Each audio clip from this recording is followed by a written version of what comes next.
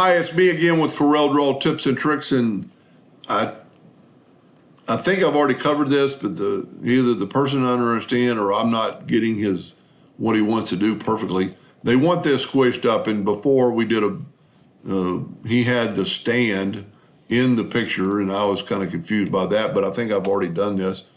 But I'm going to take the 2-point line, and I'm going to start moving, and then I'm going to hold down the control button because I want a perfectly flat line.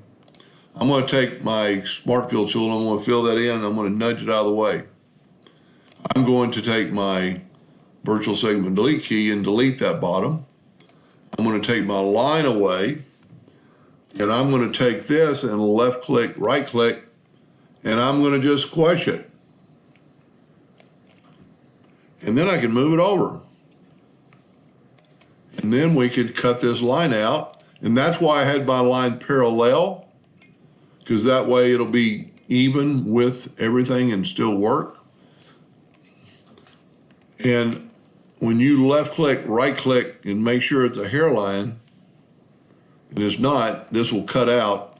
I don't care what color it is. I do red just so I know it's a cut line, and that should cut out. Now, as I stated, this is pretty rough. To me, that's not going to look good in a cutting. Take your smoothing tool if you have X7 or above. Make our nudge factor or nudge distance or our nub like a 1/2 inch. Click on your item and just start smoothing this out. It's amazing what the smoothing tool can do. In not very long a time, you've got to make sure you're on the line, and the bigger let's make it 1 inch, the bigger it is, the faster it's going to go, but you can actually go too fast sometimes. And because we smart fill the whole thing is kind of all one line now. And in just a short amount of time, you can smooth this out quite a bit. And you can go faster, and you can change your rate, the speed which affects it. I mean, you could go to 100 and just barely touch it, and it's going to change it. I normally set mine like near 50, and it doesn't really matter. It's what you're used to, and you can always back up. But you'd be a lot happier with your graphic if you'll smooth this out. Now, with that said, let's say you don't have X7 or above.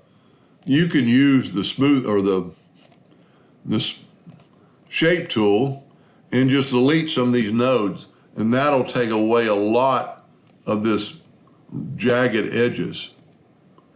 It's not, well, one, it's not as fun, and two, you can kind of mess up your font a little bit, but you could definitely take out every other one. And like right there, there's like 3 nodes on top of each other. Oh, that's a good problem.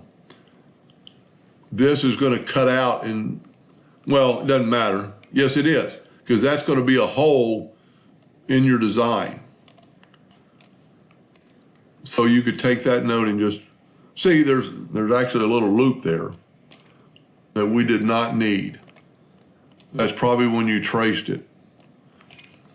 So you kind of look at that, and going back to using the shape tool, see all the nodes, and one thing you can do, take all the nodes, select them all, and go right here and reduce them by, I always just type in 20. And look how look at that. Let's see how many nodes there are. 119 nodes. Let's back up. 402 nodes. Just by deleting them by 20, I think it's a percentage, but it doesn't always read as a percentage. But we made it a quite less tallness on this part of the G. I hope that helped them a little bit, and thank you for watching.